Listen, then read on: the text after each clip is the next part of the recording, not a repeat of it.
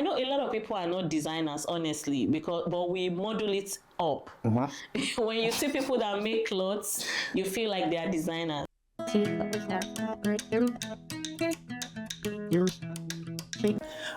Good evening. Thank you very much for being here today to hear your story, your background, and your reasoning behind what you do. Thank you very much. You're welcome.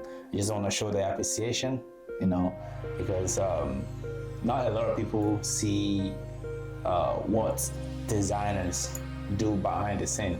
They don't know what the challenges are, how you get where you are, or what they see is, finished product, and all of that.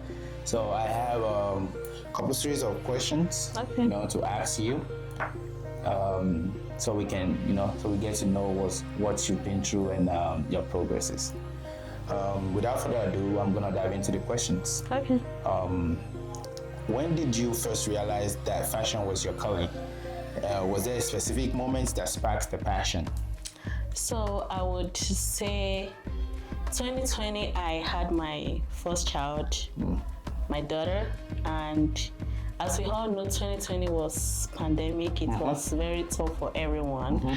But before then, I have been a very creative person. I love creating things from my imagination, and I have been styling a lot of people. So when I had my daughter 2020, everybody was, we don't have anything to do then because I just had a baby and there was lockdown and everything. So I decided that, you know what, instead of me just sitting at home and doing nothing, I would rather start making clothes, dresses for my daughter so that, I can be proud and taking her pictures and posting it on social media so that people, oh, your daughter's dress is beautiful. Yes, I made it. So that was what really started or sparked my journey into fashion world. Oh wow, that's great. I know where I was around that 2020, and it was very, very hard for a lot of people. It was. And I believe like a lot of people started doing things that they do now around that time. You know what I'm saying? So which is great.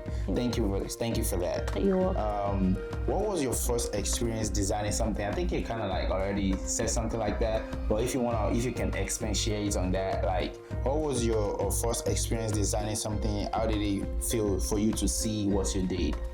So, like I said, I would still go back to the first question because when I first designed a dress for her, I actually saw it online and I said, I love this dress. I can make it. I can actually tailor it. That's the right word. I can actually tailor this dress for my daughter. So when I did it at first, like I said, I did not really. There's no one that taught me how to make clothes, how to tailor clothes then. But because I am so creative, I just started to go on YouTube and learn how to, how to cut the dresses, the fabric, and how to put everything together. So I was so excited. I was like, wow, this is beautiful. I love the way it looks on her. I took a picture, like I said, show it to some family and friends, and they were so impressed. So I was really, really happy. Then I was actually not good at what I was doing, but because I love to be creative, I decided to do it, and it was beautiful. I love it. Yeah. I think I remember some of the pictures that you posted. Yeah. And then I was like, damn, my sister is doing good. Well, yeah, thank you. Like when we talk about inspiration, right? And what inspires you the most when designing? Like, what's the source of like inspiration? Okay, so I would say there are different things that inspire me. I would say that number one, I can be driving along the street and see probably a beautiful flower and decide that, okay, I'm gonna sketch out the flower and cut it, sketch it out, draw the pattern and cut it on fabric. So anything, nature, I love nature. Okay. So most time nature inspire me, and sometimes too I have like some books that I read. I have like some other designers too that I look at their job, whatever they've done in the past. It might be maybe something that's just strike my mind, and I will just go for it. So I don't have a specific thing, but I would say nature number one inspire my designs. Wow. Can you describe your creative process? I think you already kind of like made mention of it, but you know, like to me, right? Like when I get ideas, I have to put it down, right? And because I just believe if you don't put it down, somebody else is gonna get it. Definitely. Right. So if you can like let us know, you know, sometimes like you said, you might be driving and you don't have a pen and you don't have a book that you can quickly put it down on. So what do you do in those type of like situations to make sure you don't lose them, and what do you do with the ideas after you put them down? Okay, thank you for the question. So number one, thank God for technology. Yes. I have my phone. So I take a picture of whatever I see. Like I said, I might be driving, so I take the picture number one. And from that picture, I can go online to try to search for something that is similar. So the first thing I do is I create a mood board. Mood board is what is like a picture of what is in your mind that you put on the board. So you can create a mood board probably on your laptop, or you can create a mood board by, sometimes I use my studio wall. I just take those pictures from my phone, or some of them from Google or online. So I print them out, pin everyone on the wall. Wow. So from there, I will be able to know that, okay, this is the color gradient I want to go for. This is the type of pattern. Okay, the flower might be my number one strike of inspiration, but I might not be able to actually get like the pattern, maybe the kind of fabric I want to use. The texture might not be able to bring out that pattern of whatever I saw on the street or online. So I can bring everything together. My mood board will give me like the actual picture of whatever I'm trying to create. Yes. Because as a designer, sometimes you might think, oh, I want to do this, but at the end of the day, it might not go the way you want it to be. So your mood board will give you a greater picture, a greater idea of whatever you want to do. Then from the mood board, I will go into sketching out my design. Okay. Yeah, so after sketching it, so I create the mood board. Mood board is the number one thing. Okay. Then number two is sketch out my design, whatever I want to make from that inspiration. So I sketch out my design. After sketching it out, I draw the pattern. Then after drawing the pattern, but most time I do drawing the pattern and the fabric, because your fabric, a lot of people don't understand this. Your fabric is very important when choosing the kind of design you want to do, because if you choose for example, we have knitted fabric and woven fabric. Some designs are good with knitted fabric, some designs are good with woven fabric. So you have to know the difference. Some designs, the texture of your fabric is not going to bring out whatever you want to design, like what you have in mind. So you have to sort out the fabric too before you go ahead and probably draw the pattern. Yeah, so the fabric is another important aspect of whatever you want to design. So after that, sorting the fabric, I draw out my pattern. Some people do freehand system, but I believe drawing out your pattern, it's a more professional way of a line of whatever you want to design. So I draw out my pattern, then the rest, I think, it's just cutting my fabric and putting everything together. Sometimes I put them together and have to disassemble it again, because I do not like the way it's looking like, because anything that goes out, my name is on it. Oh yes. So if you are wearing my design, you are wearing my name on you. So it's very important. So I think that's good. I think I have over the past weekend, right, I had a friend of mine texted me and wanted me to like make a pen for him, right? And I was like, you know what? I'm not really ready to make stuff like that. But I was like, I'm not gonna pass down on this challenge, right? So I was like, I'll do it for you. So I went out. I went to Joanne fabric store and I just bought this fabric, not knowing that the design I'm trying to do doesn't work well with the fabric. So I spent days. I spent days doing this, like design, sketching, and cutting. And when I put it on the machine, it was jumping. So I had to like find a better way to make the machine work with the fabric. At the end of the day, I ended up doing it right, but like you said, if you don't know your fabric Yeah. and you have this great idea that you can't wait to put down, like if the fabric don't go well with it, and you're not gonna end up liking all. what you produce. Yeah. But in your head, it's gonna be a great one. But idea. once you put it down, Yeah. because you don't know what you need and what you don't need, and the idea ended up not going well with what you wanted to go for. True. Yeah, that's very, very important. Thank you. And you're welcome. And I want to add to it too. Like, I don't really go to Joanne to shop for my fabric, honestly. Joanne is great, please. If you are watching me out there, Joanne is very, very great. But I just want to put it out that most time as a designer too, when you go to physical stores, you have to look at their labels. Like, sometimes they write the kind of texture, whatever materials that it's made with, maybe 100% polyester or 30% cotton or something. So when you read the label, it will give you like a better insight of maybe you should get that fabric for whatever you want to do or not get the fabric. So that's a good way to save money too. See if you can get the names in the description. You can go online to check, and all that. Thank you. You gave me one idea. You're welcome. What has been the biggest challenge you faced as a designer, and how did you overcome it? Okay, so I will start from the last question, like how do I overcome it? Honestly, challenges come and go all the time, so I will not say I have overcome most of it. But my greatest challenge is let me go back a little bit. After I discovered I love fashion, I decided to go to school.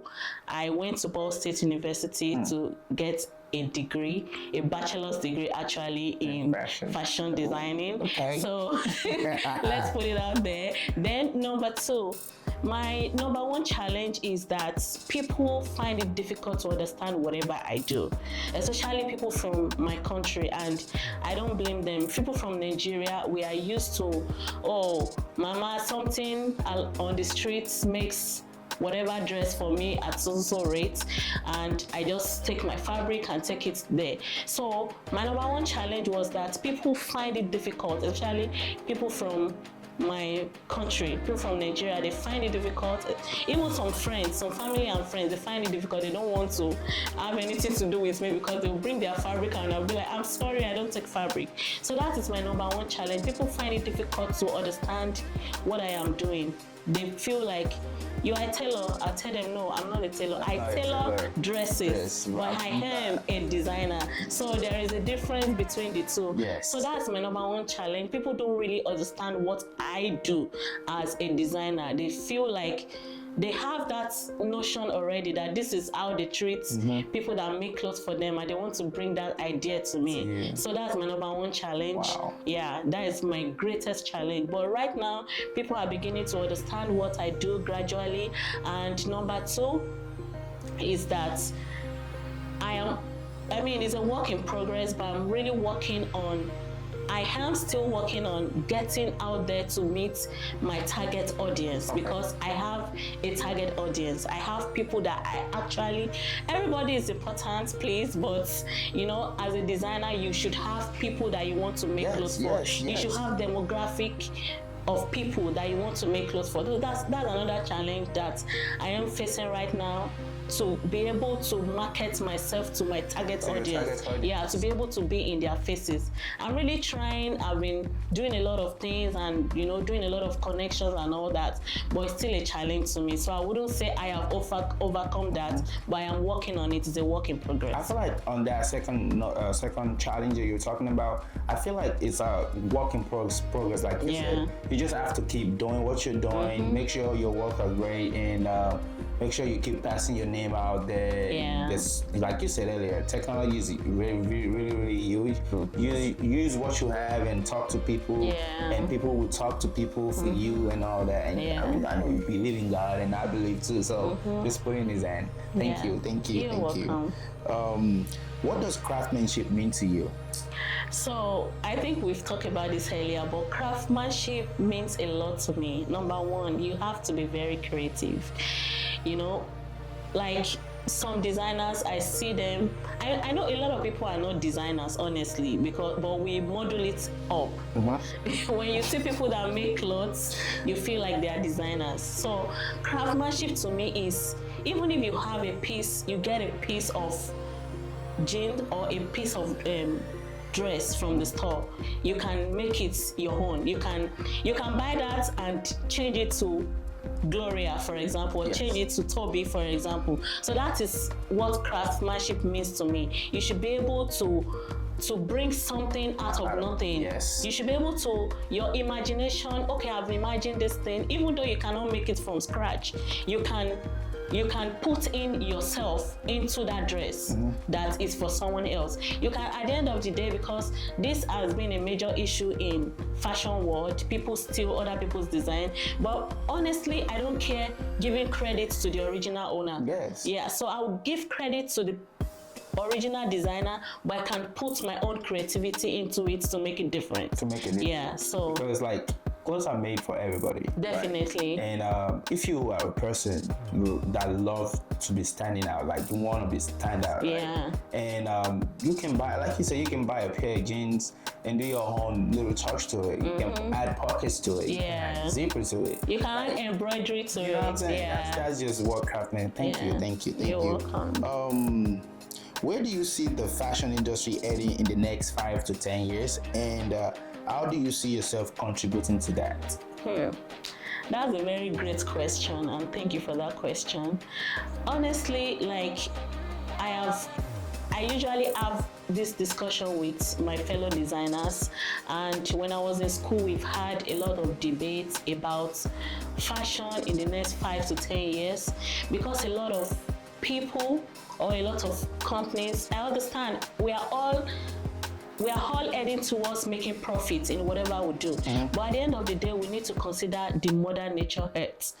A lot of designers, a lot of clothes has been a lot of issues in our environment, has been causing a lot of pollution, air pollution, ecosystem. Yeah, thank you. So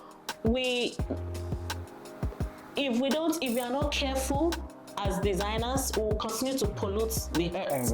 We'll continue to pollute the environment. So I think in the next 5 to 10 years, if we are not careful, fashion would have dumped a lot of waste on the earth, in our environment more. So that is what I know a lot of people see it in different ways. Yeah, but that is my own number one concern. Like, we should be more concerned about sustainability in fashion, that is what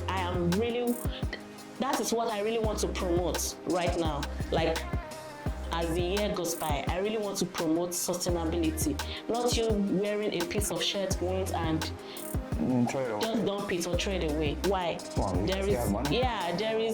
It's not about having money. There is more to do with whatever you have. Even there is more to do than taking it to Goodwill.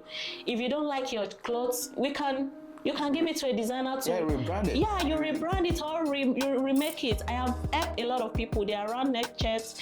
Some people like some games or some basketball or something. I change it to quilts, make it into blankets. Like, I used to design their comforter for them that they use to cover themselves. Yeah, so so that's part of the creativity. So sustainability in fashion is, if you're a designer and you are watching me out there, please, I really want us to put heads together to make sure that we promote sustainability in fashion, because a lot of pollution are out there, and we fashion designers should be able to control or curb pollution. Wow. Thank you. What advice would you give to someone who dreams to become a designer but doesn't know how to start? So the advice I will give to anyone that wants to be a designer is, number one, pursue your passion. Go for your passion. There are a lot of people out there that will discourage you, especially from where we come from. We believe that if you are not doing a particular profession, you will not succeed. Please, I want to encourage you. If you want to be a designer and you are doubting if you should go for it, please go for your passion, because at the end of the day, the money doesn't matter. At the end of the day, your passion is more than whatever money you're gonna get. I know a lot of people that when it's time for them to go to work, they are not happy because they do not like whatever they are doing. They are getting the money, they are going, yes, they are living the life, but they are not happy with what they are doing. And at the end of the day, it's your happiness that matters.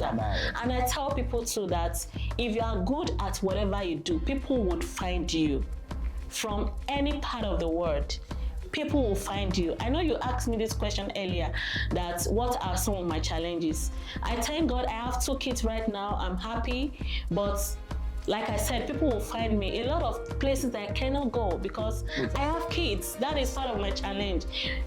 I have gotten a letter from New York that would like to involve you in our New York Fashion Week. We would like to do this. We would like to do, even within the states, there are some schools, ISU, a lot of people send me message from their school that we're having African thingy fashion show. We would like you to showcase your designs, but I can't go because I have kids. But if you are still young and you're out there, please go for your passion. Don't let anything limit you. The world is big enough that you can make good of whatever you have, from whatever you do. If you are good at it, people would find you. No matter where you are, people would find you. Please. Like, sorry, I don't know if I'm talking too much. You're good, go ahead. But I have a mentor that I work with. I met her when I went for my internship. She lives in Clayton, Indiana. I don't know if you know Clayton. Clayton, like not silent. It's close to what's it called? Downview area. Yeah. Okay. Clayton is a country, honestly. Jesus. But people travel 1 hour, 1.5 hours down to Clayton because she has what they have. Oh my days. People come from Terre Haute, people come from Bloomington, come from different part of the states. In fact, she told me that someone has sent her, the person was getting married, and she sent her a wedding dress to help her alter it because whatever she bought wasn't what she wanted. So the person, I think the person was in California or something, shipped the dress to her, down to her in Clayton. They did over the phone consultation and all that, and she sent it back to Cali. So honestly, no matter what you do, if you are good at it, people will find you. Wow, that's good. I was telling my sisters when I was on my machine the other day, I was smiling when I was doing what I was doing, and they were like, "Why are you so happy?" I was like, this might feels like I'm doing something, a lot of things, but I'm really not, because it doesn't feel like I'm doing it. Yeah, because you like what you're doing. It feels like I'm just having fun. I had my headphones on, and I was just bobbing my head, like doing what I do. And then honestly, like you said, like once you can find joy in what you do and what brings money for you, it's not a job anymore. It's just you having fun. Yeah, while you're making money. Yeah. And no matter how heavy or how hefty your money is, in as much as that happiness and joy is there, that's all. Yeah, the rest doesn't matter. Yes. Except if you don't cut your coat according to your size. Definitely, if you don't, according to your fabric. if you don't have to be running around and finding extra things to do. But thank you for that. You're welcome. What do you hope people feel or take away when they wear one of your design? So honestly, when people come in to my studio and after I get done with their clothes and everything, their joy is something else. Like sometimes I will just keep laughing. They'll be like, "How did you do this? How did you do this? This is like a magic." I will just burst into laugh like, yeah, that is my profession. That is what I do. So what people take away is their joy. Their joy is just, it's like people being hopeless and you give them that hope that they have been expecting. Because some people like, there is no seamstress around, especially Americans. They were like, there is no seamstress around. I've been trying to look for one or the other. People like you are very, very rare. We don't have, thank you. The joy just gladdens my heart that I can I'm able to put smile on people's face, and they'll be like, I love the way you make my dresses, it's so beautiful, the quality. I mean, I said you are wearing Gloria, so Gloria gotta feel good on your body. If that makes sense. Yeah, so the joy gladdens my heart. Yeah.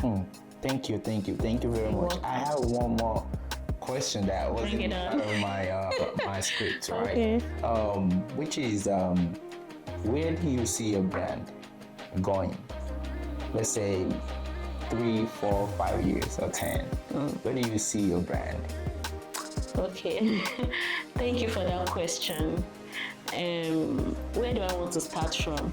So my brand, honestly, I have a lot of plan for my brand, but I don't want to really put it out there right now. Of course. But in the next 5, 10 years, my brand will all about being a brand of impact. Big word. Yeah. So I believe so much in impactation, because at the end of the day, when we leave this world, our house doesn't matter, our cars doesn't matter. Yes, my brand, people might talk about it, oh, Royal Zee is this, but I really want to impact individual. And the people that I want to impact are not, they are, okay, let me just keep quiet, but I really want to impact people. Yeah. People of some kind of category. That is really my goal right now. I am working towards it, and when it's done, people will see. We'll be happy. Thank you very much. You're welcome. This has been a great moment. Thank you. You know, things that I didn't really even know about you, even though I'm like one of your brothers, and I ended up like knowing. And I appreciate what you do, and Thank you. You know, if there's one thing I can say, just keep going. Nothing can stop you. The only person that can stop you is you. Is me. You're not gonna stop yourself. Thank you very much for the opportunity, and I hope when I give you a call, let's say in another couple months, and you're gonna open the door for me to come in, Anytime. you know, and Anytime. get another update and all that. Thank you very much, and I will see you another time. And thank you too for this opportunity. Like you said, you thanking me, but I'm thanking you too, because people like you make us see that we are actually doing the right thing. Because you know, the society is filled with a lot of negativities and all that, but when you see people that appreciate what you do, it just make you want to keep going and want to do more. Thank you so much. I appreciate you. You're welcome. Thank you.